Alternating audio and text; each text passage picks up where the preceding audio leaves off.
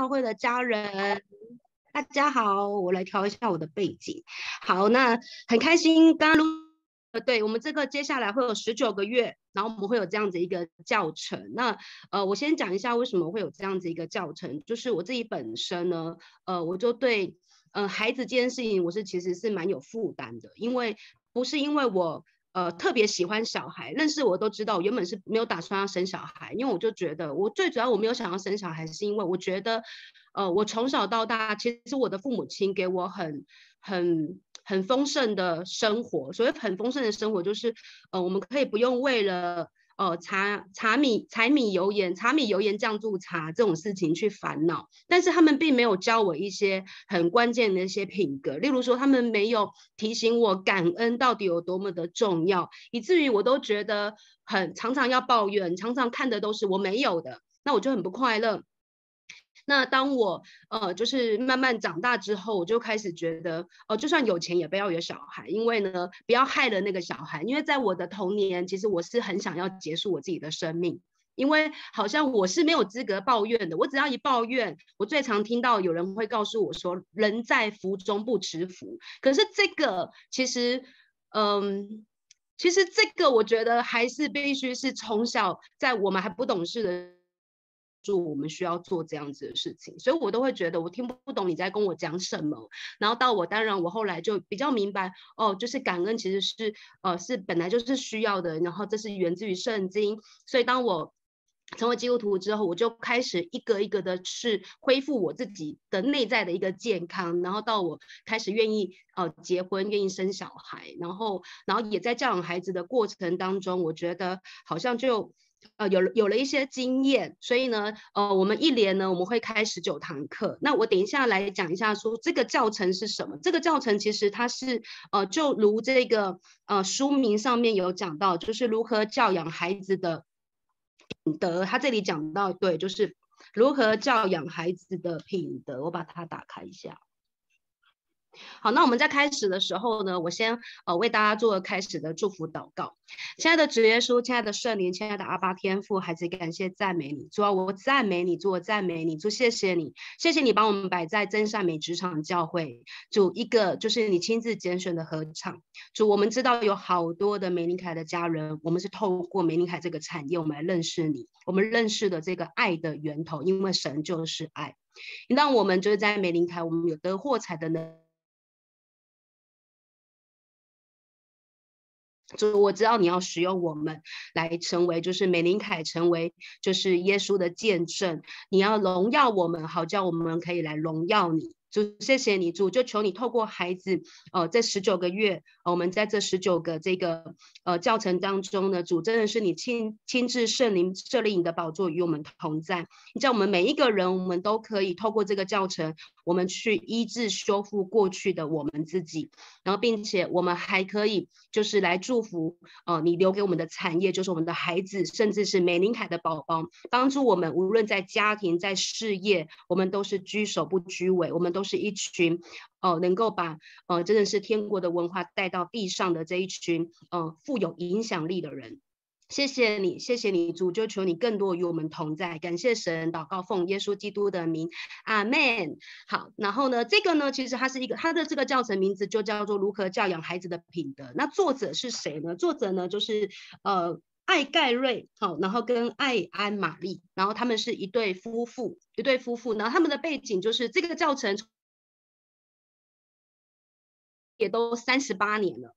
那可能有人会觉得说，这38年了真的受用吗？真的有用吗？现在孩子都不一样了，孩子真的一代比一代更聪明，真的是有用吗？我不晓得有没有用，我不晓得到底跟很多套教程比较起来有没有，但是我去学完这一套之后，我觉得放在我跟我女儿的互动关系上，我觉得还蛮有用的。至少我大概知道我应该怎么去带她，然后我知道我要建造他的是什么，然后我知道怎么样去帮他选择学校，我知道怎么样去给他一些东西，然后是为了什么。我觉得这些我是比较有概念，然后就有安全感，就知道我可以努力的方向是什么。那我们今天呢会进入到第一课，如何教养出有道德的孩子。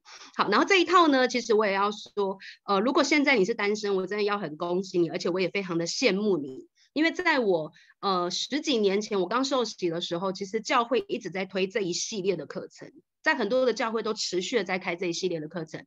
然后当时呢，我所属的那间教会的姐妹，然后她就告诉我说，玉婷，我们有这个课程，你要不要去上？然后我就觉得我又没有孩子，我要不要结婚都是另外一回事。那当时的这个姐妹跟我说，玉婷，我蛮鼓励你去的，因为你去上完这个课的时候，你会更认识你自己为什么会变成，你会知道你到底发生了什么事情，你到底在过去你的原生家庭少给了你什么，或者你就很确定哦，原来我的原生家庭就是有给了我这些，所以如今我现在的一个产出是这个样子，你就能够更踏实，不会浑浑噩噩。然后而且你就会知道哦，我少了什么，我要补什么，那我拥有的什么，那我就要继续把对的东西传下去。我当时呢，我是拒绝他的。然后后来为什么我又接触了这套课程，就是因为我女儿开始2岁多的时候呢，我觉得她开始让我有一些我没有办法解释的一些情况发生。大家都知道，我都用赞美文化在我的孩子身上，我也给他永远都是肯定啊、爱呀、拥抱啊，就给很多。但是有一段时间，他在晚上的时候，他都会莫名的哭，就大哭，好像很可怜这样子，我都会觉得我对你不好吗？这也太难了吧，不然怎么办？然后我又觉得说，哇，那他很受伤，好，然后我是不是不能成为他的母亲？然后我是不是做错了？然后我是不是不小心不懂得怎么养小孩？然后但是我又生了孩子，我不知道怎么去面对。那当时呢，我就跟我就是有跨教会的 RPG， 然后祷告的时候呢，然后当时就有姐妹告诉我说，他们教会有这个课程，然后其实这套课程我有去买它的教材，就是等一下我会放给大家的这个影片，就是我真的是买回家，你就知道我在决定生这个孩子之前，其实我就买了，但是从来没看过。然后但是呢，当我去上了这个课程，上完之后，现在我觉得我女儿对我来讲是太 easy 了。真的，我知道很多人带小孩是觉得头很痛，就是怎么办？这样子也不是，那样子也不是。我很知道我应该要对我女儿是怎样子。好，所以呢，无论你还没有生小孩，或者你已经生小孩，或者你觉得我小孩大了怎么办？没关系，放在你团队上，因为我等一下会跟大家分享的，其实蛮多的是透过这个影片，这个影片其实蛮长，大概有40几分钟的时间。好，然后鼓励大家真的很专心把它看完，因为是很有收获。我昨天为了大家又再重新看了一次，我觉得是很有收获。等一下我会来跟大家分享说，这套教程其实我学完之后，我知道怎么去看待我团队的美容顾问。我觉得我在带团队，我也更多的得了一部分，就是更多的得了释放，然后更多的知道怎么样用对的方式去跟我的美容顾问互动，去引领他们，然后让他们成为更棒的自己。好，那现在呢，我们要来讲出这个教程之前呢，好，我还是要来跟大家讲一下，就是我们今天的经文。好，那我想要请我们的 Lucy 帮我们念一下好吗？好，我们若认自己的罪，神是信实的，是公义的，必要赦免我们的罪，替我们一切的不义。阿们。阿妹，我想我们在线上绝大部分应该都是基督徒了。好，然后当然我知道也有慕道友，然后或者他不是基督徒也都没有关系。好，但是我今天要讲的是这套教程，其实它也是天国救赎文化的救赎计划的一部分。就是这是我领受到的，就是我领受到的就是说，其实我们在天上都有一个父亲，就是天父。然后但是我们可能很小。不是可能，就是我们就是这样。我们很小的时候，其实我们被人口贩卖拐走了。好，就是那个其实是一个预表的一个概念，就是我们很小的时候，我们本来就有爸爸，就天上的爸爸，就天父。那我们都是住在皇宫里面，我们每一个人都是皇族。但是呢，我们在很小的时候就被人口贩卖，用偷拐抢骗把我们拐走了，然后就开始训练我们说你是奴隶。你是要为了钱工作，然后呢，你要得奖赏，别人才会重视你，然后你要有权有势，你才是很厉害的，然后就各种就开始有了很多的谎言，然后让我们一生一直在追，然后但是都觉得里面没有一个真正的平安。那但是呢，我们在天上的父亲，就是天父，其实他都知道我们，因为我们就是他生的嘛。我们就是他生的，我们头发有几根，圣经写得很清楚，他都知道。然后我们都是他生的，所以呢，我们都是他的孩子，所以他很舍不得我们一直不断的进入这个苦毒里面。于是呢，他就派了我们的哥哥，好，就是耶稣来救我们。这是我觉得圣灵感动我是这个画面，但实际上这是大概这个概念。他就派了就是哥哥来找我们，那哥哥找到了我们，他也是透过好多的天使，透过好多的人，然后不断的让我们认识了哥哥，然后哥哥就告诉我们说，就是其实我们的家是在天上，我们每一个人都是王子，我们每一个人都是公主。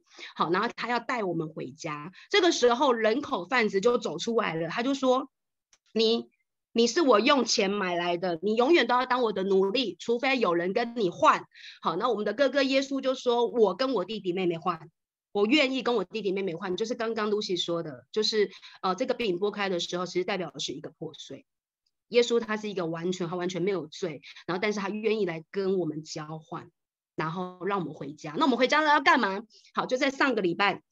我们的这个 Jenny 老师说了，基督徒今天你蒙恩得救了，你受洗了，能够进天堂，这是最低标准而已。很多人都觉得，哇，我今天成为基督徒太好了，我就不用下地狱了。好，不用下地狱，这是事实。好，这已经是你本来就拥有的了。好像在民间很多的宗教，他们是这样子的，他说他们要做很多很多的付出，因为他们要得到什么。其实知道吗？这个的关系最后还是为了谁？为了自己。你要明白，我现在要讲就是我们的信仰跟民间的宗教的差别在哪里。我们其实不需要再去做多少事情，我们才能够进天国，因为进天国是我们本来就已经耶稣道成肉身，为了我们死在十字架上，我们本来就能够进天国，不会因为我们做多做少，我们不能进天国。每一个人都可以进天国，所以你不用考第一名，你也可以进天国。但是在民间的信仰其实是他要做好多好多的事情，例如说他可以干嘛？就是还债，那叫什么？积阴德，好这一类的。然后甚至有一些信仰更夸张的是说我要很努力的做很多好事，最后我要成佛。可是不要忘记，这个佛还是人制编，他永远都不可能变成神，因为这就是人嘛。但是我们的信仰很重要的是，我们是为了神去做这件事情。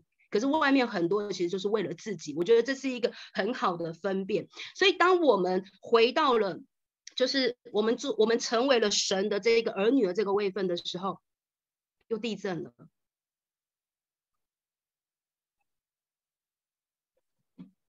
很正主耶稣，你们正吗？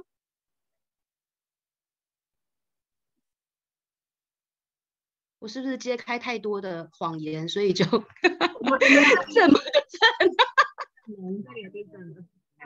你们那里正吗？你们在手机妈家9楼正不正？在9楼有正有感。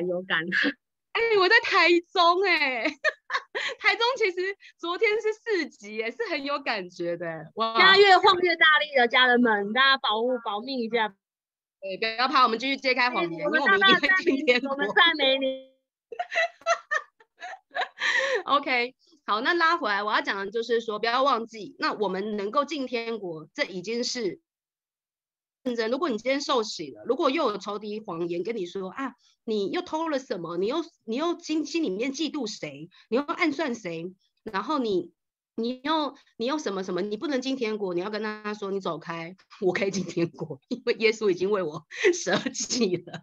这是真的所以不是因为我们做多少事情我们可以进天国，所以呢，可以进天国这件事情，不用下地狱，可以进天国这件事情，已经就像我们的 Jenny 老师上个礼拜讲的，它是最低的标准，就是最低的好处。那我们到底就是被叫回家要做什么？当然就是要恢复我们是神的儿女，所以我们要干嘛？就是拿回天父在天家所给我们的产业。我们是儿女就可以继承家产，知道吗？只要你是儿女，你就是可以继承产业的。那继承产业，然后这是第一个，再来第二个。就是我们要恢复我们是天国王子跟公主的身份，你都是天国的王子以及公主。好，然后再来第3个就是呢，整个天国都是你背后的支持。如果在之前有听过我们的分享讲到，就知道，你今天已经神的儿女了，你讲什么就会是什么。奉主的名宣告，你不用在那边说主耶稣，好，天父，如果我可以，你觉得我够可爱，你觉得我够乖，你可以给我什么吗？不用，因为你是神国的儿女，你只要说我奉耶稣基督的名宣告有停车位。我跟你说，我学了这一套课程之后，第一天我就跟Lucy分享，我们就去了中立的闹区，是那个地方根本就不会有停车位的。然后我就说，Lucy，我跟你说，我今天学了那个就是天国救赎计划，我们现在的身份就是皇族，皇族讲话怎么会唯唯诺诺？怎么会说如果可以，拜托？怎么是这样呢？一定是说我奉耶稣基督，你是皇室嘛？我奉耶稣基督的名有什么？哇！一转弯就有一个非常好的位置。好，当然我觉得停车位这个东西也是最低的好处，好不好？所以呢，成为神国的儿女，不要忘记我们要做什么，就是只要我们认了自己的罪，我相信你在受洗的时候，你的牧师一定会问你，你承认你是一个有罪的人吗？只要你承认自己的罪，神是信实的，是公义的，就赦免我们的罪。这个的赦免是因为耶稣的宝血已经代替了这件事，而且要洗净我们一切的不义。很多时候人家会来问你说，你觉得你是一个罪人吗？我们很常都说，对，我是一个罪人，我就是一个罪人，我又偷偷想了不好的事情，好，然后我就是一个罪人。但是当人家问你说你是一个义人的时候，你可能会觉得，我觉得我不是义人，首席妈才是义人。然后我觉得谁谁谁品性更好，我觉得他才是个义人。不要忘记，我们是因信称人圣餐的，你现在就是一个义人。但我不知道刚刚领完圣餐这中间你有没有在想其他事情。如果你没有想的时候，其实我们就立刻又回到义人的这个位置了。这个就是我们这个信仰很重要的核心，这是一个整个都是天国救赎计划。那今天我们的儿女其实就是神赐给我们的产业，我们有没有帮助他不要被别人偷拐抢骗掳走？那这又很麻烦，因为到时候耶稣还要派人去找他回来，对不对？所以呢，我们所扮演的角色就很重要。那当然可能在线上有一些他是没有儿女的，那我们就要知道，从前我们是在什么地方，我们被偷拐抢骗走了。不过没关系，我们今天都已经得救了，记得回家就好，拿回你本来该有的一个位分。好，那我们现在呢就进入我们的影片。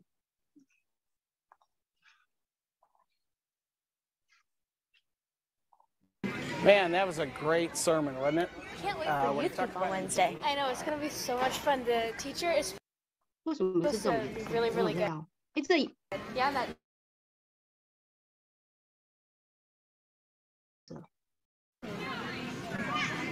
Man, that was a great sermon, wasn't it?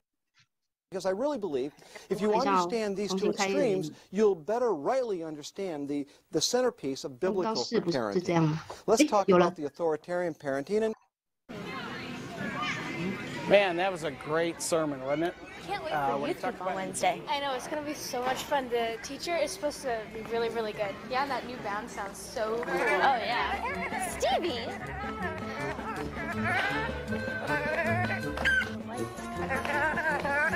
Stevie, what's up with you?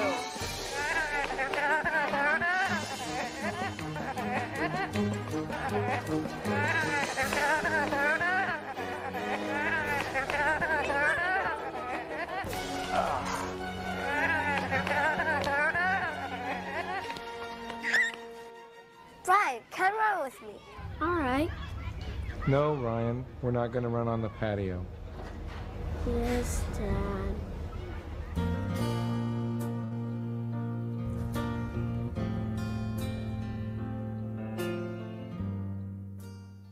Of growing kids God's way. We just saw a scenario of a little guy running around on the church patio, Anne-Marie, tempting his little friend, and mom and dad stepping in to stop that. In this particular lesson, we are going to talk about how to help children internalize values, but it means more than just instructing and telling them what not to do. We're going to discover the real secret of how to help children truly take those values and place them into their hearts, and the role that parents play in the process. And we're also going to cover how to help you as parents not become legalistic in your parenting or remove all boundaries. That's right. All of this is coming up in this very first session of Growing Kids God's Way. We'll be right back. Well, ladies and gentlemen, I want to welcome you to our very first session of Growing Kids God's Way.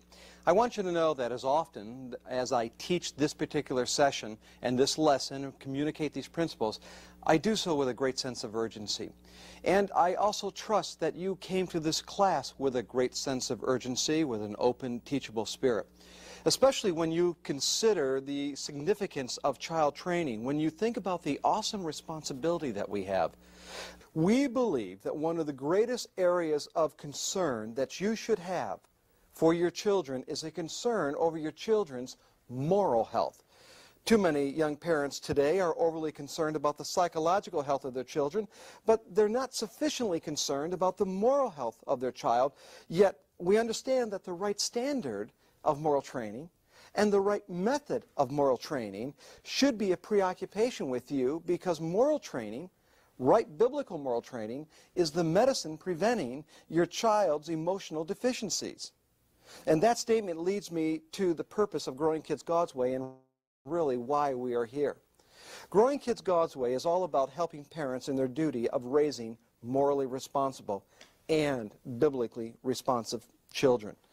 One of our goals in this series is to help your child internalize biblical values.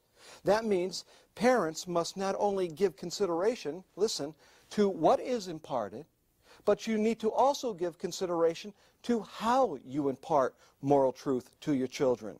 Because obviously methods matter. Methods in the past and even some methods presently in our society are just not sufficient. In fact, let's go to C on our outline and look at the examples, a few examples of this.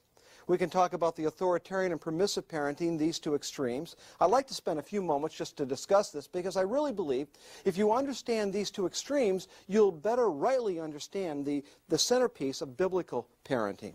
Let's talk about the authoritarian parenting and think back when you were a child. How were you parented? The authoritarian parenting motto was really the cultural norm for the first 60 years of this century. That is, the power of authority was the primary driving force that brought moral conformity in the family, but also in the society. Many years ago, under the authoritarian motto, a child, understand this, the or else became the motivation for right behavior, not moral principle. I remember growing up under the Judeo-Christian ethic. I remember when my dad would say, Gary, you will do that or else. I knew or else. Or else wasn't fun. Or else wasn't pretty. What motivated me to avoid wrong and what motivated me to do right was not the love of virtue. It was not principle instilled in my heart. But as a member of an entire generation, we did right out of the fear of reproof. Now, under the authoritarian parenting, mothers and fathers tend to be more preoccupied with suppressing evil in their children, that is, suppressing waywardness in their children, than they are elevating good. That is, they are more concerned with stifling rebellion than they are teaching virtuous living. What is a dangerous point of this is that we spend so much time on restraining the wrong and so little time on elevating good that ultimately the pathway to goodness is warped. Children don't have a right view. We distort what good really looks like. You see, many parents focus their energies on restraining unruly behavior. They predominantly train by correcting the negatives, and of course that's just not sufficient. They often parent in moments of conflict, and they train out of frustration or embarrassment. Don't we all do that sometimes? I know I did. You're at church and you're standing there with your child and someone comes up and extends a courtesy to your child. They say, pretty ribbons in your hair, or that's a handsome jacket. And instead of getting a thank you or a courtesy back, your child ignores that person.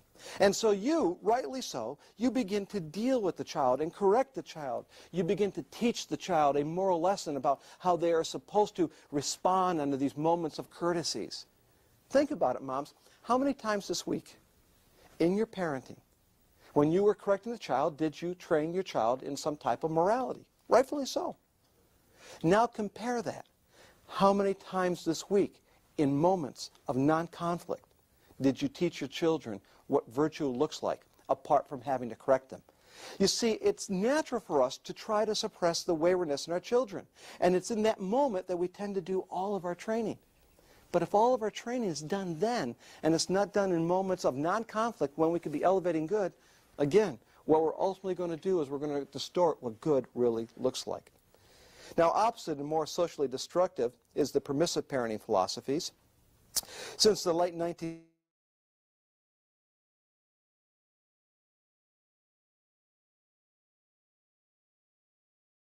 good, but rather it's the method of parenting that is elevated above the results. Permissive parents tend to be more preoccupied with the psychological health of their child than the moral health. What they're really looking for is the happiness quotient. They're trying to create an environment that is stress-free so that the child will continually be happy. So feelings then, not the child's behavior, becomes the basis of their ethics. Now, practically speaking, the permissive parent would rather chase after the child than teach the child not to make a mess. For example, the permissive parent has been known to put a swimming pool, you know, a child's swimming pool. Mom blows it up and puts it underneath the child's high chair. That way, if the child drops food off of the high chair, then the only thing mom has to do is really take this little swimming pool, take it outside, hose it down, and let the dog lick the food. Now, she believes that is, although physically more difficult to do, it is much easier than training the child not to drop the food in the first place. Because if you're going to train the child not to drop the food, what is right and what the child wants to do. And so in permissive parenting, that tension is removed by not putting any serious demands on the child. That is the way of permissive parents. When conflict avoidance, ladies and gentlemen, is elevated above conflict resolution, when psychological health is elevated above moral health, when a child's happiness is elevated above his holiness, ultimately biblical values have to be disregarded, and true biblical parenting has to be forsaken to the detriment of the child, of the family, and ultimately all of society. Now, we believe both extremes are wrong, both are detrimental to the welfare of children, and that is why Anne-Marie and I, through Growing Kids God's Way, will endeavor to guide your children according to the basic rules of biblical ethics for parenting. And that statement, that last statement, leads us to the investigation of biblical ethics in Growing Kids God's Way. There are really 4 questions that we're going to address in this particular session, foundational questions that need to be answered. First, if we're going to raise a morally responsible, biblically responsive child, then what is the standard? Where do our values come from? That's the first question. A second question that we're going to talk about is what role does temperament and personality play in the training process? Realizing how unique every child is, what consideration do we give to that uniqueness? Number 3, with whom does moral training really begin with? And then number 4, the all-important question, how do you actually raise a morally responsible child? A child that can take the extrinsic influences in his life from mom and dad and place them in his own heart, make them intrinsic. Let's get started with our very first question. If we're going to raise a morally responsible and biblically responsive child, then what is the standard? Where do our values come from? What is the basis of our ethics? Why do we believe what we believe? First of all, Anne-Marie and I believe, of all of the ethical systems in the world, that there is no higher standard, nor more pure motive for right behavior than the standard that comes from the Bible. Now follow this, please, because the justification for that statement is rather basic. Only the system of biblical ethics is other-oriented, not as a way of salvation, but as a result of salvation. Look, Christian, understand this. As Christians, we've already come to the heavenly Jerusalem. Hebrews 12:22 tells us we're numbered among innumerable angels. We're already in heaven. We do not do right in pursuit of salvation. We do right because we're already in heaven with our salvation. So our response in doing right, our motive for doing right, is a love response back to God. Now, there are many religions that are other-oriented. There are many ethical systems derived from these religions that do many wonderful things for humanity. But understand, they do wonderful things not because they're already in heaven, but because they're trying to pursue heaven. That is, their efforts to do good is merely to help them gain entrance to heaven. Not so for us, praise God. It was all done for us. you're already in heaven. So when we do right, ethically, morally, it's a love response to God. Let me expand on this with an analogy that comes out of our own family. One Christmas, many years ago, we gave our youngest daughter, Jennifer, a little doll, a little Holly Hobbie doll. And I think you moms can best relate with this. You know that when you give your little girl a favorite doll, that little doll seems to go everywhere that your little daughter goes. And so it was with Jennifer.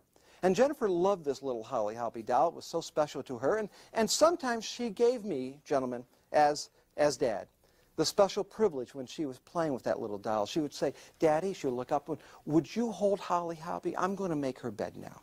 And so I would hold Holly Hobbie, you know, while she was making up the bed, I'd look at this thing and I think, my goodness, it's stained, it's tattered, it's torn, an eye has already been replaced. It would be cheaper for us to go out and buy her a new one than the cost it is just to maintain this thing.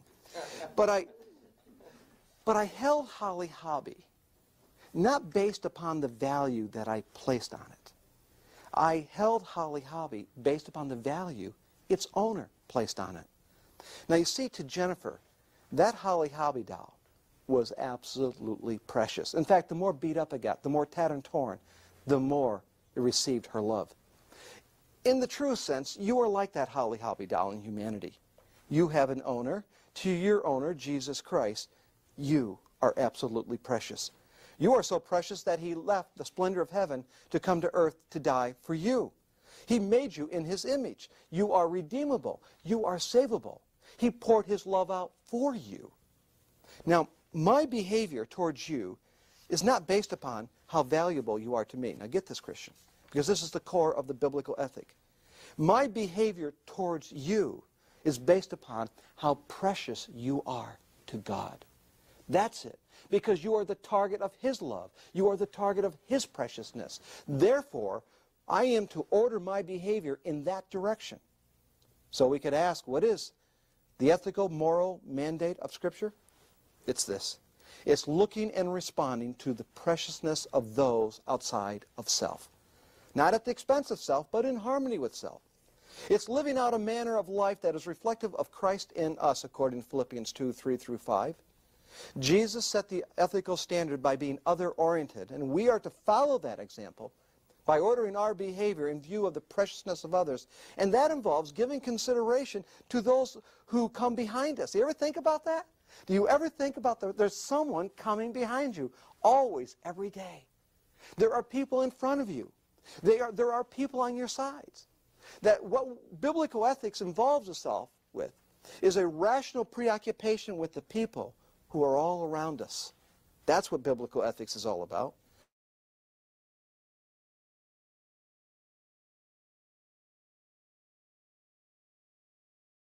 I think that is something that is reserved for those who are of legal age. This is an ethic that we begin early to put into the heart of our children, that otherness sensitivity. For the community of believers, what is at stake is really our Christian witness. Literally a Christian witness. You see, no non-Christian can damage a case for biblical ethics as badly as a Christian parent whose children are continually out of control, and maybe even more frightening is a mom and dad who continually makes excuses for that child being out of control. And then that leads us to our second question, because there will be people who will come and say to us, and they do, Gary, I understand where values come from. I understand what you are saying. I understand the importance of holiness. I understand the importance of an ethic that is other-oriented. But Gary, you've never met my child. My child is absolutely different, implying that personality and temperament differences exempts the child from biblical standards of behavior. Let's take up the second question here. What role does temperament and personality differences play in moral training? All parents towards the same standard of moral excellence, regardless of their child's personality or temperament. Here we are talking, ladies and gentlemen, about the standard, not the means to the standard, just the standard. You see, many parents are guilty of dismissing the need for virtuous training based on their child's uniqueness. And that's when we commonly hear, oh, but my child is different. Oh, really, we will say.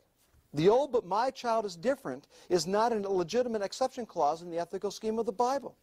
We recognize the fact, believe me, that all children are different. From birth they are different. Clay and Eleanor have 7 of them. Are any of them alike from different? You got triplets and twins. They're not alike, are they? From birth they are different. We want you to know. We know a brother and sister can be as different as the little boy next door. Of course.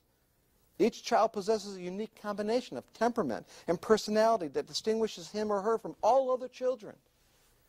But personality development and moral training are not the same thing.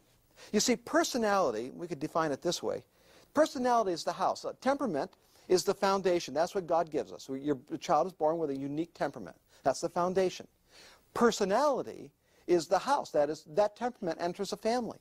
And a personality is formed. That's the house. But when we talk about moral character, moral training, we're talking about the craftsmanship that goes into building the house. You see, you all have different foundations. And you all have different shaped houses. You understand? What we're talking about is not the uniqueness of the house. We're talking about the craftsmanship that went into building the house. That's moral character.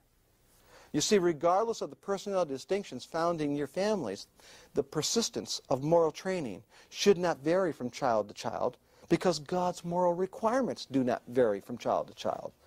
Your children all represent different personality types. In fact, we could use you in this room as an illustration. Let's divide the room up.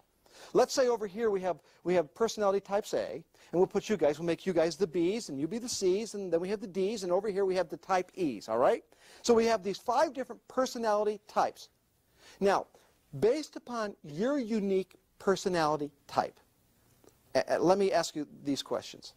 Who in this room, which one among you, based upon your uniqueness, based upon your temperament, based upon your type, who in this room is exempt from honesty?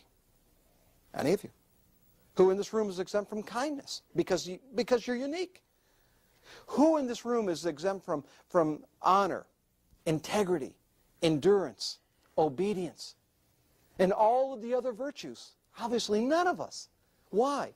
Well, because the standard doesn't change, the morality doesn't change, because each one is different. The very fact that each one's different complements God's greatness in creation because He's showing the whole world, even with the differences, there is something in the heart that is the same.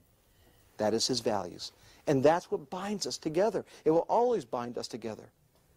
Parents need to recognize and appreciate the uniqueness of each child, but understand that uniqueness has nothing to do with the standard of ethical training. Believe me, mothers will come up to me and say, but Gary, I understand, but you don't know my child.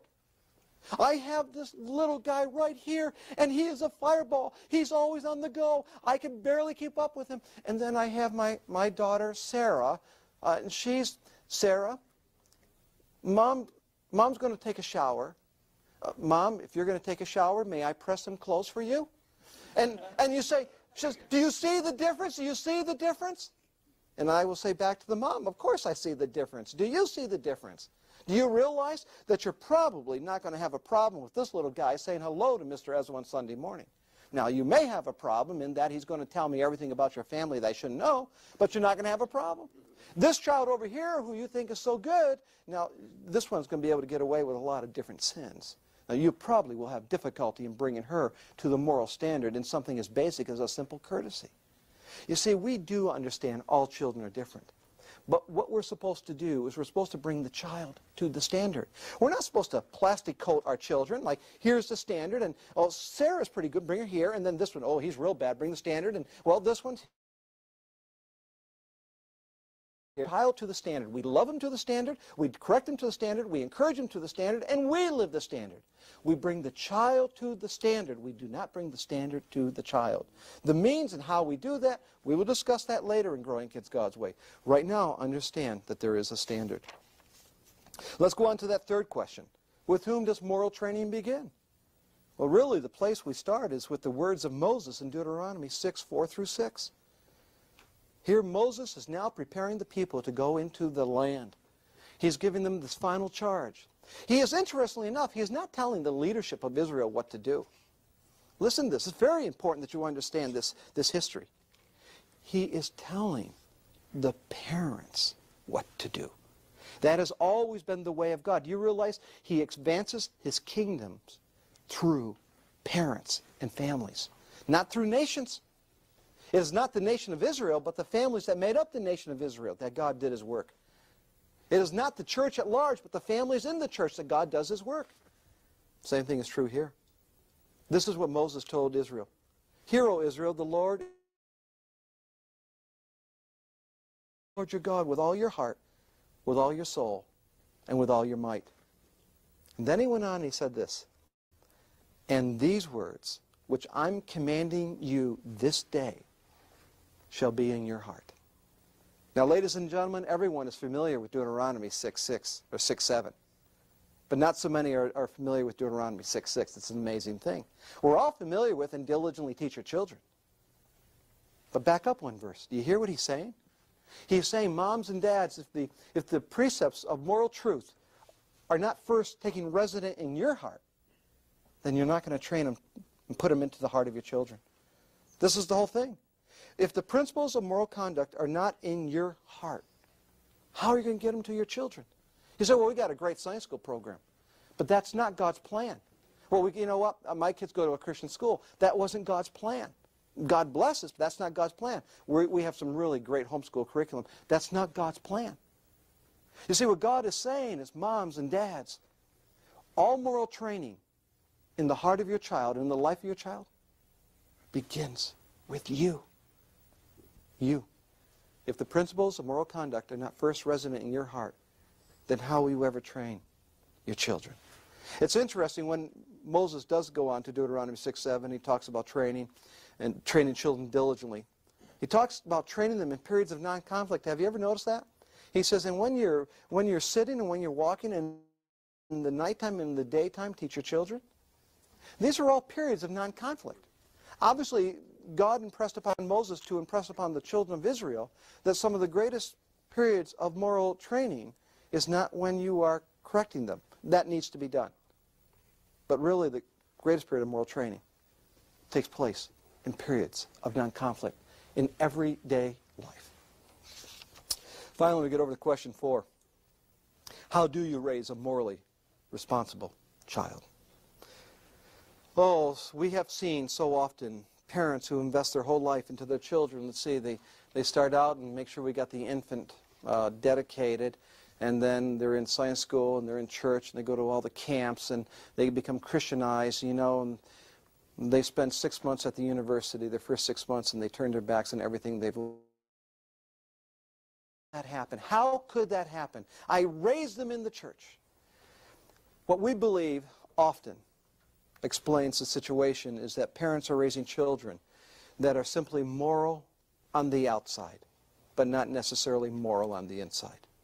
And there's a reason for that. The reason we are not producing morally responsible children so often in our churches is because of this. Listen to this. This is so simple. It's because parental instruction too often lacks moral reason. Parental instruction too often lacks moral reason. What do I mean by that? We tell our children what to do, but not tell them why they should do it. And that one ingredient is absolutely necessary for producing a morally responsible child that has internalized God's values. Because listen, knowing how to do right and knowing why to do right are distinctly two different things. The first one represents moral action. The second one represents moral principle. You see, many children know how to live right. Many children know where to stand. They know how to act when they go to grandma's house. They know how to act when they go to science school or they go over to Mr. and Mrs. Ezell's house. But not so many end up with a child that is moral on the outside, but not moral on the inside. They're simply trained to respond to little vignettes, to life. They're trained to action, but they're not trained to principle. They have no knowledge of the reason behind the moral instruction. They know how to live it, but they don't know how to think it. Now, when we say parents should provide a why in their instructions, let me give you a caution here. It does not mean parents are obliged to provide an explanation on demand. So many young moms are concerned about this. Please understand, that's not what we're saying. There will be times when your instruction is based simply on this. Now, moms, this may be freeing for some of you. It's simply based on this one great truth. Because I'm the mommy. I'm the mommy. That is sufficient. with these little ones, 18 months and 2 years and up to 3, because I'm the mommy is the sufficient reason. When I talk about the why on demand, we're not talking about a child that says, well, mommy, why? Why do I have to? That's not the why. And again, there will be some whys that are just because I'm mommy. What we are saying is by the time the child hits 3 years of age, parental instruction should become more characterized by including the moral reason why when you give moral instructions.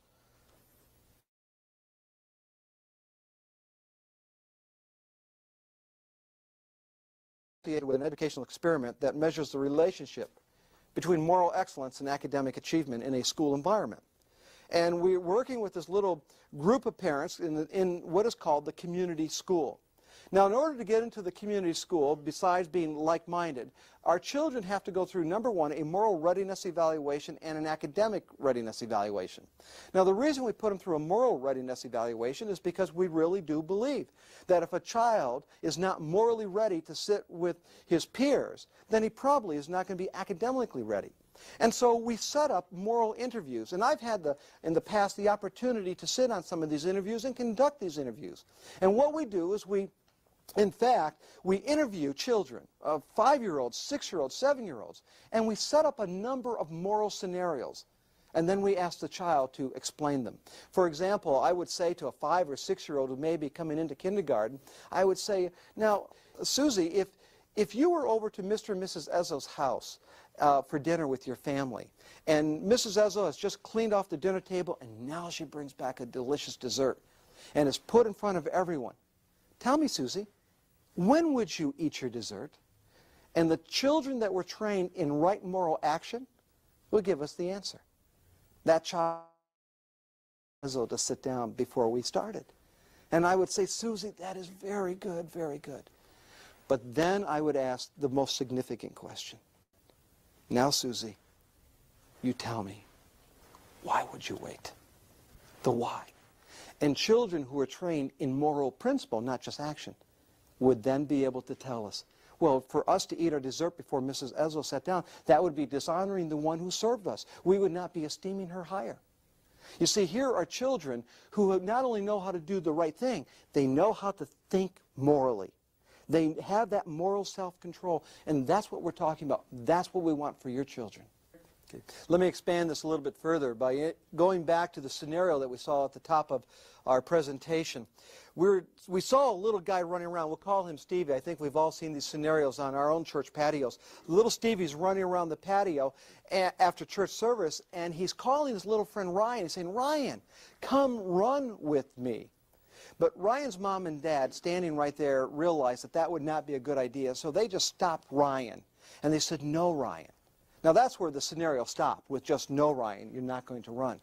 But actually what these parents did to take it into the next level is they did something that was truly reflective of biblical parenting. They stopped Ryan, but they went further. They showed him why running on the patio was not right. In essence, they gave him the moral reason why. They said, Ryan, do you see all of the people there after church? Do you see the people who are coming out of the Sunday school classroom, some of them with coffee, moms with little babies? You see the people lining up to sign up for different events, and some of the people have canes and some people are in wheelchairs? This is why Ryan running around on the church patio or in any setting like this is not a wise thing to do, because it's very frightening to some people, especially people walking with canes. That's why Ryan is best to stay by our side. Now here's what you need to understand. Today, Ryan's behavior has been controlled by mom and dad, by their very presence. But let's extend this hypothetical. Let's say that Ryan's parents simply said, Ryan, you're not running with Stevie, you stay by our side. And they never gave him the moral reason why. Now this is what we found to be the norm. Next week, when Stevie's out on the patio running around, and Ryan's parents are still in their Sunday school classroom, and Stevie says, Ryan, come run with me, come run with me. Ryan now has no good reason not to run. And the reason for that condition is because no principle or reason was ever placed in his heart. You see, his mom and dad last week suppressed potential waywardness by saying, Ryan, don't run. But they never placed anything, they never deposited any principle into the heart of their son. So Ryan has no moral reason not to join Stevie. Might as well join him. Because in the mind of a child, today's no, without moral principle, is only for today. And that's why giving your child the moral reason why is so important. Now, we have to understand, too, folks, a very important word. The word that we want you to remember throughout all of your parenting is the word context. Context. It is such a critical parenting word. You know what context does? It prevents you from becoming a legalist. A legalist is someone who elevates human tradition above biblical truth. A legalist is someone who does not look into context. You see, Ryan's parents could easily become a legalist. Ryan's parents, and some of you may have already thought about this, how you can control your child from running on the church patio without ever giving him the moral reason why. The only thing you need to do is say, Ryan, whenever we're at church, I don't ever want you to run. There. All done. Fixed. Now he'll never run. And we will say to you, never run. What about next Saturday when they're on the patio and they're going to do the Awana tryouts? What about if there was an emergency and the church doctor, the church nurse asked your son to run and get the emergency kit? What's he going to do? Walk fast? What do you mean never run? You see, once you make these laws absolute, when they can't be absolute, you've just lapsed into legalism. Legalism is a very frightening condition.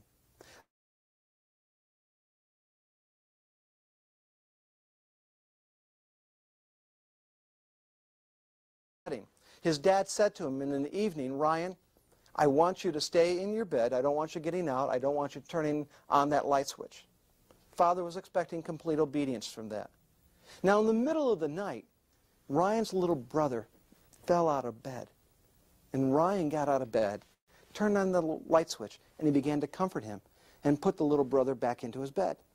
Now, the legalist would say, it was good, but he disobeyed his father.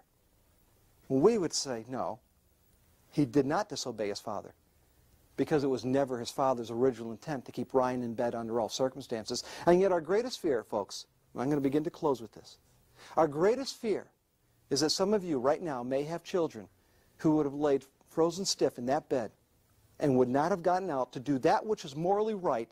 And listen, because your child was trained to the letter of the law and not the greater principle behind it. And that's what ends up happening. Whenever you train your child to your word rather than to the word, whenever you train the greater principle behind it, you end up robbing the child of the ability to actually serve others. They don't know. He won't get out of bed. He doesn't know. Is it right? Is it wrong? He has nothing to liberate him, to help him think morally. See, when you deposit the moral reason why into the hearts of your children, nothing's going to stop them. When you give them the moral reason why and you explain why it's so, nothing's going to hold them back, even in the academic setting. The moral reason is what drives the child, because it affects everything, every element, every aspect of a child, and it's so beautiful. Let me close with this interview story that I participated in at the community school. I had an 8-year-old sit in front of me, and her parents have been teaching Growing Kids God's Way for years. So I figured this interview would be a snap. And so I said to this little 8-year-old who was going to be coming in for the very first time, I gave her an easy scenario. I said to little Leah, I said, Leah, if you were on a bus and there were no more seats on the bus, you had the last one, and then the bus stopped and you saw an older person get on the bus and they were looking for a seat, honey, what would you do? And that little 8-year-old put her little head down, and at that moment I thought, she doesn't know. Our parents have been teaching Growing Kids for years. She doesn't know. But my assessment was hasty, and it was completely wrong, because she was just processing. Then she picked her little head up with a beautiful smile. She said, well, she said, it all depends. She said, if there's a sign on the bus that says children are not allowed to stand while the bus is in motion, then I would scoot over and let the person sit with me. But if there was no such sign, then I would get up and let the person have my seat. Because Leah understood Leviticus 19:32, rise up before the hoary head and honor age. About this child, this 8-year-old mind now, what you have to appreciate is her introduction of the sign. By introducing that sign, she created a condition in ethics where you had two competing values.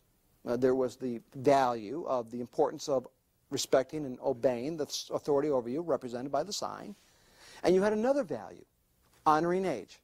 Both values are now calling for simultaneous attention.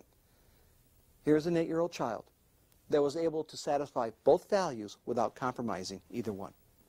Now, ladies and gentlemen, I'm happy to tell you that this young child is an ordinary child, but who had a mom and dad who took the time to invest moral truth into her life.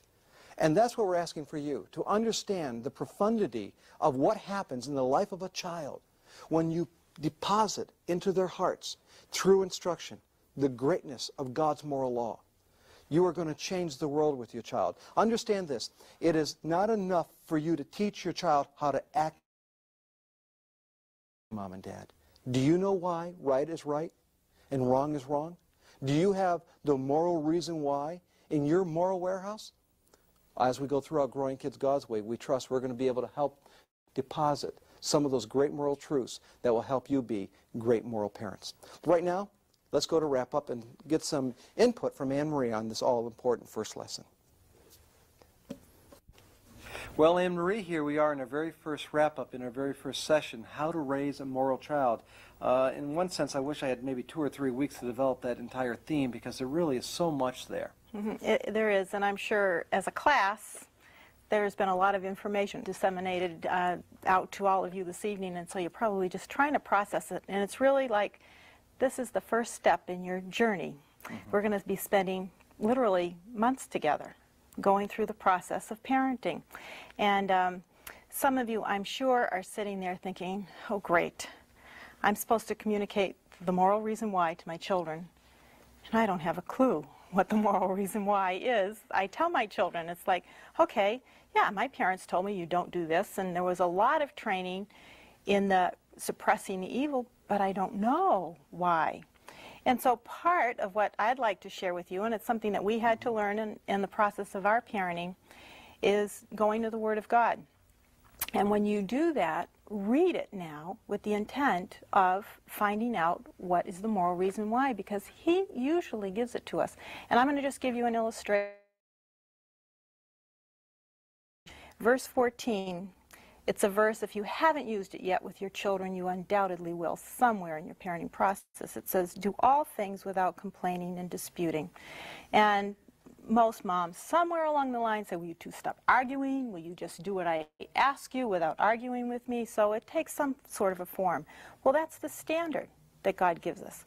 In the next verse, in 15, He gives the reason why. Now, you don't have to go into this detail with your children. It says that you may become blameless and harmless, children of God without fault in the midst of a crooked and perverse generation, among whom you shine as lights in the world.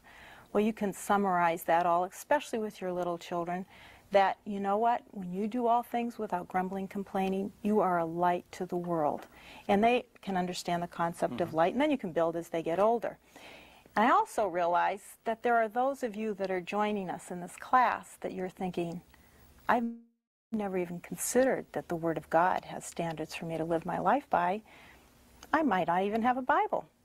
And so we're just very grateful that you've decided to join us in a Growing Kids God's Way class, and that hopefully over the next 18 weeks you will realize that God does have very familiar with the Bible and to see the answers that are there. But just a couple of little reminders of things just from tonight's class that can start you off in your parenting. Think about the preciousness of others. You know, just even over the next week, if your children, there's little behaviors that you're going to see, you might say, now, do you think you treated your brother in a precious way? Get them to start thinking that way about their acts of kindness, or that when they have unkind acts, start to think them down that road of being preciousness. I also want to let you know, and you'll hear this many times over the next many weeks, parenting is a process. Each week you're going to receive lots of information, and there's no way you're going to be able to assimilate it all at one time. So be patient with yourself, be patient with your children. It's going to be a process. Each week is going to build on itself. You will also find out, if you haven't already, that parenting is a wonderful opportunity for us to grow. God uses it to reveal many of our strengths and many of our weaknesses, and so we will all grow in the whole process.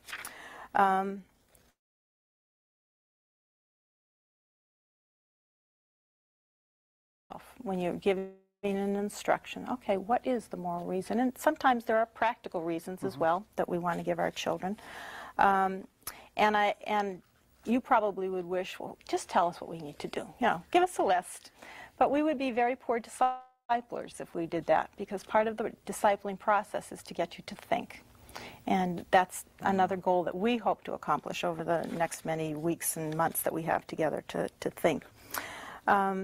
And one other little reminder, too, as you begin to become more comfortable with giving the moral reason why, just because you give it once doesn't mean it's going to sink in.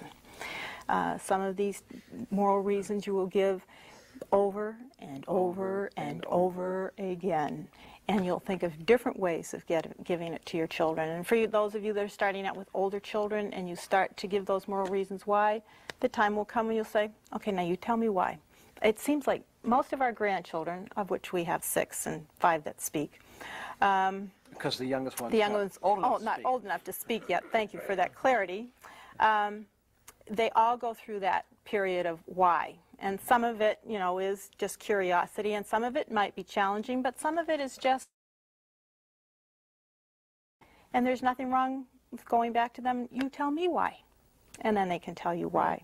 So those are just some little things to think about. Honey, thinking of the moral reason why, I think that, and speaking of repetition, I think it's important that we continue to put before our families tonight in this crucial very first lesson, some of these illustrations that over the years we have accumulated. But I think of one that's just precious to us, because it was a scene where Mom was working with little Shane. And as Shane went into the store, he had this habit. He just loved, you know the numbers that slide, that give you the price? Well, he just loved to bring all the numbers and change them. And his mom worked with him and dealt with him and disciplined him. But that temptation was so great. And then she sat in and she heard this lesson for the very first time. Now, I think Shane was, what, 3.5, maybe 4? And had a little sister who was 2.5? And so for that day, when she realized that there's Shane, he's beginning to move the numbers, this is the next day, and it dawned on her. She said, Shane, let me tell you why we don't move the numbers. And she began to explain, if you move the numbers, then the people coming behind us will not know how much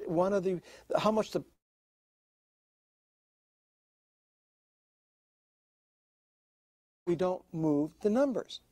All of a sudden, it dawned on Shane. That made sense. And in fact, it made so much sense, he turned to his little sister and said, Shannon, do you know why you're not supposed to move numbers? But the point is, here is Mom. This is a behavior. She was struggling with it. She disciplined him. She isolated him. She did everything. She talked to him. What took care of it? In this case, simply giving the moral reason why. And so often, that's all. You talked about the practical reason why. Can we go there? Before we do, okay. This is a great illustration, too, of how the moral reason why got to the heart of the child. Because I know that some parents would say, well, he should have just not touched that because the mother said not to touch that.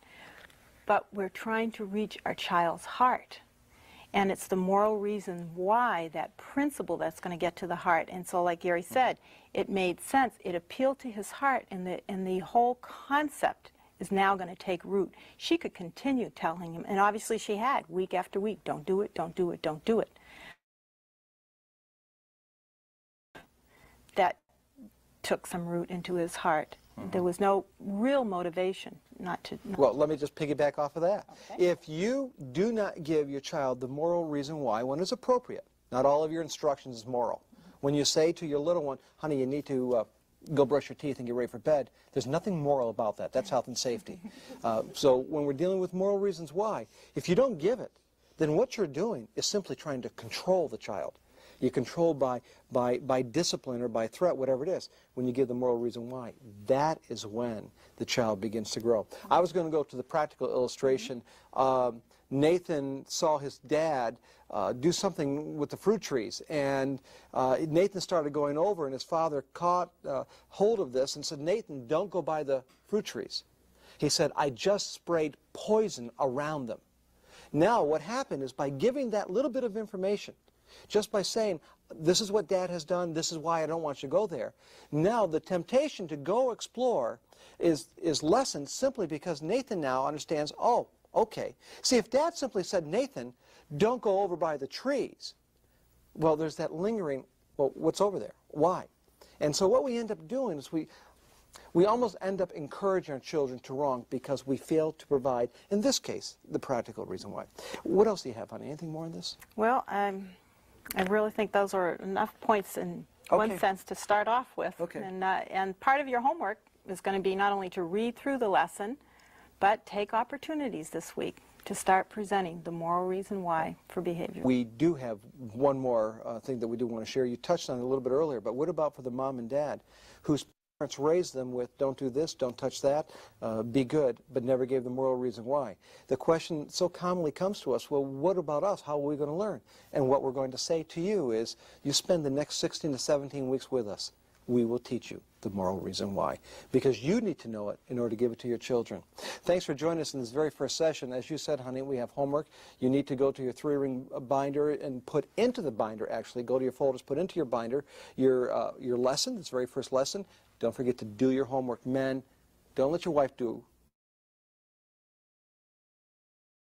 a little bit. Let's have some dessert right now.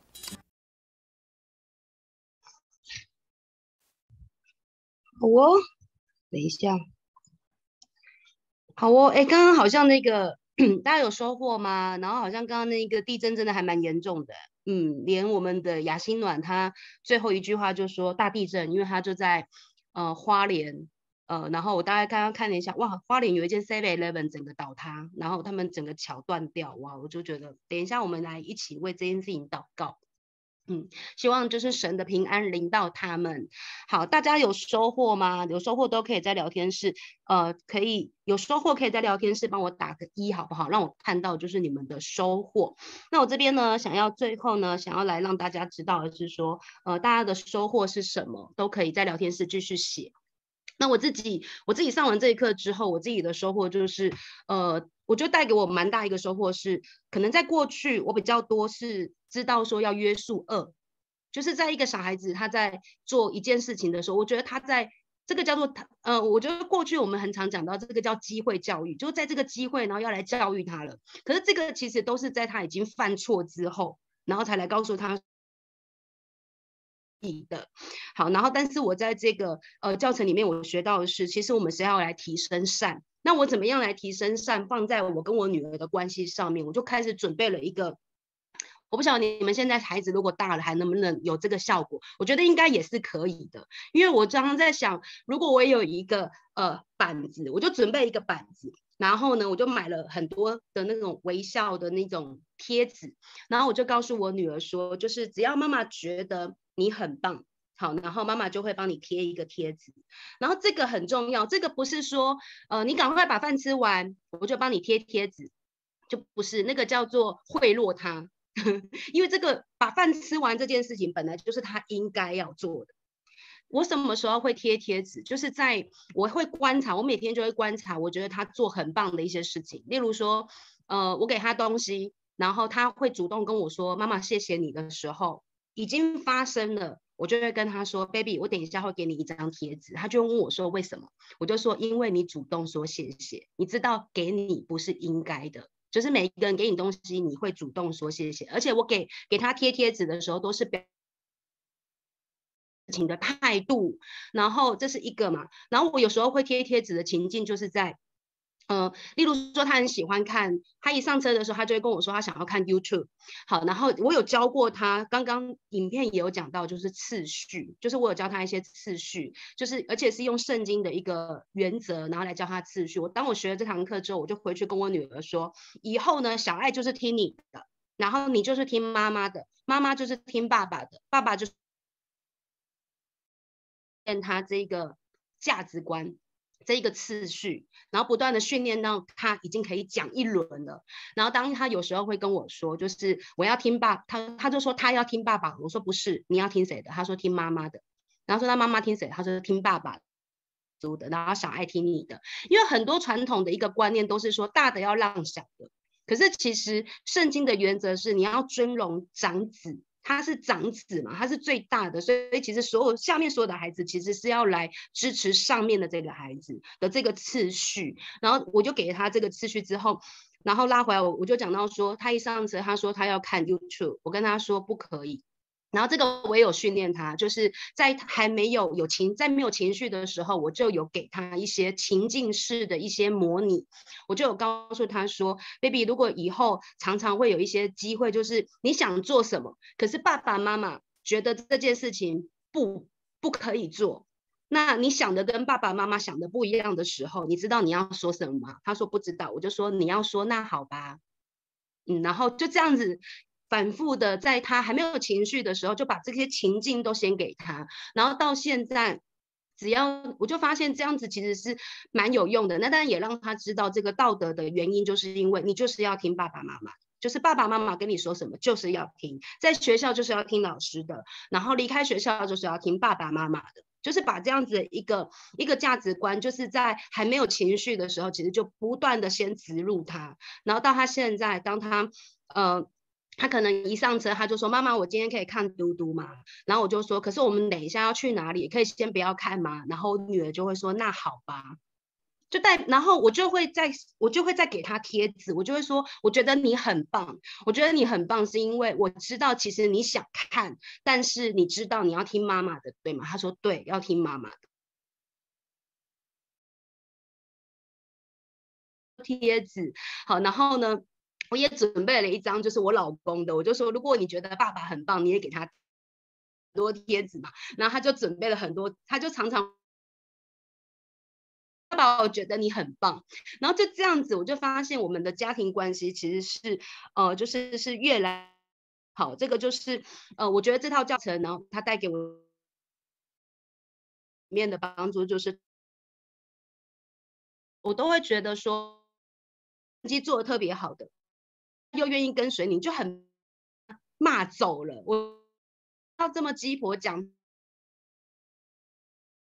然后就会觉得他就不做了呢。然后但是上了这个教程之后，我就明白，我讲其实不是去讲，当我在讲的时候，只要讲清楚就好。当我在带我的诉对方说，跟 A 讲好了，然后我的美容顾问其实她就是我的属灵女儿啊，来领粉车的啊。我成立家族的时候，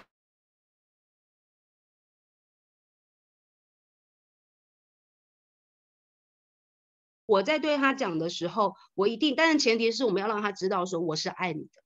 我讲这些事情不是因着我自己个人的情绪，然后是我按我跳比较远的一个真理来告诉你说，就是我觉得这样子来讲，你这个部分是有这样子的问题，那你觉得你要不要这样改？就是都可以，就是也是让他知道说，是用真理的角度来告诉他。我觉得当我在带美容工，我这样子的角度切进去的时候，我就很自在，我就知道，我在带的是属灵的女儿。然后我也在看了这个教程的时候，我就发现到首席妈其实是一路这样子带我的。以前手机妈在带我的时候，这可能别人都不会知道，因为那真的就是他带我的一个互动关系。他之前培养我，然后要来讲成功期习惯的时候，然后我记得我忘了确切内容是什么，但是我记得有一次我就讲完，然后但是他当时他不在台湾，那结束之后呢，在下午我早上讲完，下午的时候他打电话给我，然后应该是说他上午先讲完了，他就离开了。好，然后他来不及跟我总结，下午的时候他打电话给我说，早上你有看到我怎么讲吗？我说有，然后他就问我说，你知道我为什么要这样讲吗？然后我就愣了一下，然后我就说，你这样讲的原因是这个吗？他说也是。好，那我也让你知道我为什么想要这样讲的一个背后很重要的一个动机，很重要的一个点，然后他就会再告诉我他为什么会这样讲。其实这整个过程训练了我，就是日后我在成为讲师的时候，我就更知道说，我每一个点其实怎么样做到真正的到位。好，然后我觉得这是这套教程，其实不仅仅是帮助我们在建造孩子。其实如果今天在线上你是职场教会，其实我刚刚有讲到说，我们今天是不是已经领受我们是神儿女了？除了我们可以拿到天父家中的产业，我们拿产业要干嘛？知道吗？然后以及我们拿到整个天国给你的支持要干嘛？你知道吗？你是要来翻转这个世界的。我们是要来承受这个产业之后，我们是一群有能力，我们可以来影响世界的一群人。所以这些其实当我们学会的时候，无论我们在我们的家庭里面，我们可以培养我们的孩子，不是只是一个良善的人，我们可以培养他成为在属灵界是很有影响力的人，可以带下整个天国的文化在这片地图上的人。然后而且我们可以在我们的职场，然后去带下更多的就是粉册督导、海外游督导。然后我想我们在传递出去的其实就是美林凯的文化嘛，就是信仰第一，家庭第二，事业第三，然后以及大黄蜂精神。然后像刚刚可能在看这些影片，然后我们可能会觉得他在讲什么，我觉得很多还是不知道怎么样很确切的去落实。其实美林凯的文化完全来支持这个啊，你希望别人怎样带你，你就要怎样带人嘛。这个带你也可以把它换成带人，就是你希望别人怎么样带你，怎么样拎你，那你就怎么样拎你的孩子，你就怎么样拎你的学生嘛。好，然后再来他们始终要记得，就是美林凯文化就是赞美人直到成功，其实就是去提升他的善，不是去抑制他的恶，恶也是需要讲。好，但是呢更多的是去提升善，这不就是美林凯的文化吗？在他的优点上不断去建造他，不断赞美他，让他有信心，而且你不断赞美他的时候，他当你是他的妈妈。你知道有时候当我们不听谁的话的时候，其实为什么会不听话？因为我们是孤儿嘛。假设你跟你的父母亲，你不听他的话，就是因为他跟你的关系，你觉得你是孤儿，你不认他是你的爸爸妈妈，所以你不听话嘛。然后可能很多人会觉得说，我在职场为什么我这么听首席妈的话？因为我就认定她是我的妈妈，因为我跟她的关系，我没有觉得我是一个孤儿，所以我相信她给我的东西一定就会是好的。那我们在我们的职场，在我们的家庭，其实我们就是在建造的是让儿子转向父亲，父亲转向儿子的那一份爱。那如果我们愿意更多的用赞美人直到成功，而且很关键的是不计回报的付出，再带我们的团队。然后圣经也说手机妈然后美林凯也说我们的收入将会无可限量，就是这样子的一个概念。好，所以大家可以回去想一下，就是今天这样子的一个教程对大家说，你可以如何应用在你的家庭以及你美林凯的职场呢？这都可以好好想一想。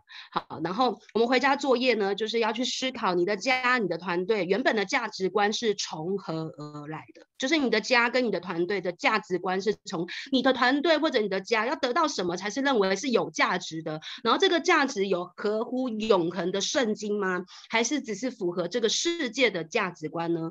好，那如果要教出有道德合乎圣经的孩子，那标准是什么？好，然后这个都可以回去想一下。好，那我们下一课呢，我们会进入到就是如何正确的开始。当我们已经知道如何培养出有道德的孩子，那我们要如何正确的开始？那这边有一个课后的表单。好，等一下Lucy也会把，如果你是台湾的，就是你有 Google 的这个账号的，那你等一下Lucy会把这个连结放上去。好，然后如果你今天你是海外的，那你可以截图这一面。好，然后你就开始根据上面问你的一些问题，你把它打下来，因为我们就希望这样子的课程可以帮助你在你的团队，甚至在你的家庭，你把它发给你的首席，然后你的首席呢再转交给圣分首席。好，这是我们今天的就是如何教养孩子的品德，希望对大家来讲是有帮助的。谢谢大家。